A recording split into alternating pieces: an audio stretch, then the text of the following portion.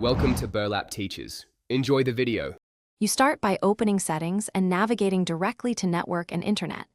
This gets you to the interface where Windows controls DNS.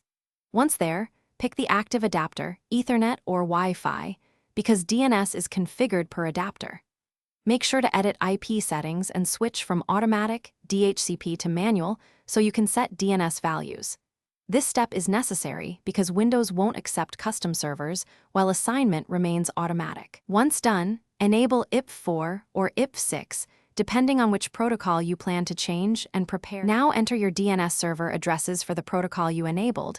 You need a preferred and an alternate for resilience. You can type a public resolver like 1, 1, 1, 1 and 8, 8, 8, 8, or use those from your organization. Both work, but public resolvers often improve privacy and speed. After typing each address, save the changes and close settings. If name resolution doesn't immediately switch, disable and re-enable the adapter to force Windows to apply the new configuration, and drop any cached resolver state. Finish by verifying the change with ipconfig/all and a quick ens lookup for a domain.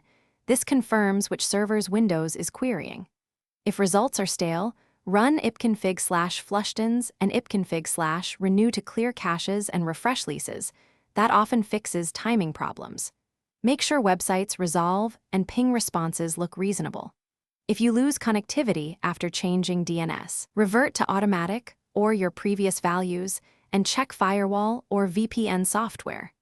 This single troubleshooting tip usually identifies whether the DNS change or a security setting blocked name resolution.